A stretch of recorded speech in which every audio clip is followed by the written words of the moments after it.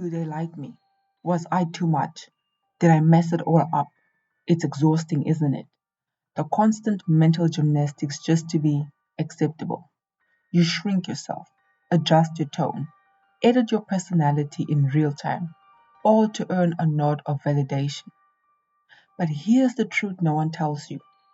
The approval you crave is the leash around your neck. In this video, we're unpacking the psychology of approval seeking, where it starts, why it hijacks your mind, and how it ruins your self-worth, and exactly how to break free from the invisible prison. Let's begin. Let's rewind to childhood. A parent's smile, a teacher's praise. These things teach us what gets rewarded.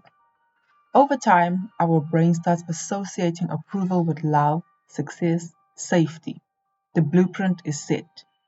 Psychologist B. F. Skinner's theory explains how behavior gets reinforced by reward or punishment. In your case, you smiled when praised. You hide when criticized. That loop carved deep neural grooves, and now you're stuck replaying them. In fact, neuroscientific studies show that when we receive social validation, our ventral striatum lights up. This is the same reward center activated by money, sugar, and even cocaine. That like button. It's not innocent. It's neurological crack.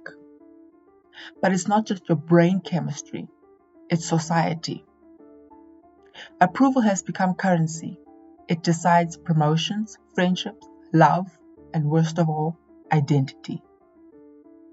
Approval feels good in the moment, but the long-term cost is anxiety, exhaustion, identity loss. You become a chameleon, constantly shifting colors to match the room you're in, and one day you wake up and ask, who am I really? Ever heard of the false self theory of psychoanalyst Donald Winnicott? It says that people raised in environments that require them to behave in a certain way for love or safety often grow up wearing a mask, performing instead of being. People pleasers know this mask well. Let's look at some real-life examples. A high-powered manager who's terrified of letting her board down. She works 80-hour weeks constantly performing. Can't say no. Burnout becomes her baseline, but inside, she's hollow and miserable. Or the guy who says yes to every invitation, every task, every opinion, until he's drowning in resentment and has no idea what he actually wants. He just knows he's tired all the time. Or social media influencers. Their job is approval, but the most followed often report feeling the least seen because they're performing a version of themselves that's algorithm approved. And guess what? The more approval you get, the more afraid you become of losing it. That's not peace. That's a prison. Let's go deeper. People pleasers aren't weak. They're wired. Dr. Harriet Baker coined the term the disease to please. It's not about kindness. It's about control. When you seek approval, you're trying to control how others see you. It's perfectionism dressed in politeness. Psychologically, it stems from fawn response, a lesser-known trauma response alongside with fight, flight, or freeze. Fawning is when you appease others to avoid conflict or rejection. It often develops in childhood when love was conditional, and it runs deep. People pleasers often have high levels of cortisol, the stress hormone, even when nothing's wrong. But why? Because they're constantly scanning for threats, disapproval, disappointment, and abandonment. Their nervous system is stuck in high alert. And here's a kicker. In 2013, a study from the University of Toronto found that people who regularly seek social approval show lower emotional resilience and poorer decision-making skills. They outsource their instincts to other people's opinion.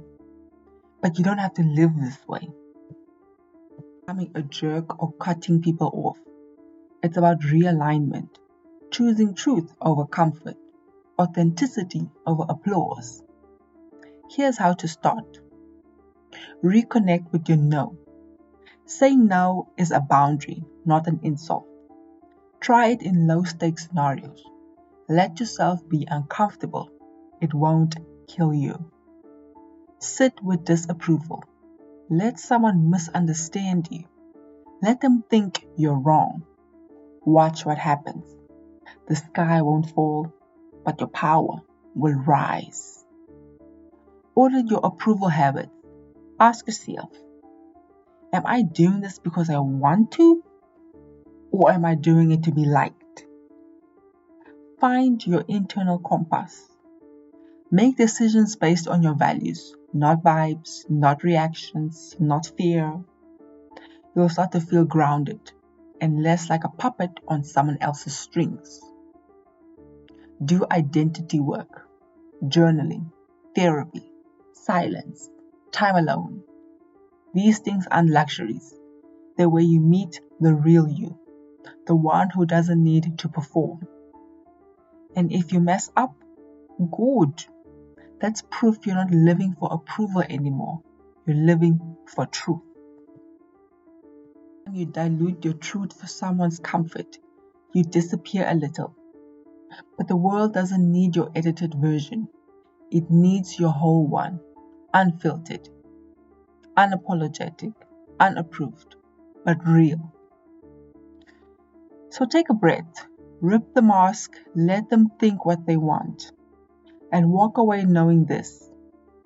Approval is rented, but self-respect, that's yours forever. And the real you doesn't need applause, just air. If this hit home for you, if you've ever felt like a prisoner to people's opinions, then maybe it's time to break free. For real this time. Don't forget to like this video if it gave you that little jolt of clarity. Subscribe if you're ready to go deeper into the mind, the dark corners, the light cracks, all of it. And drop a comment below. What's one thing you've done just to be liked and would never do again? Thank you so much for watching. See you in the next one.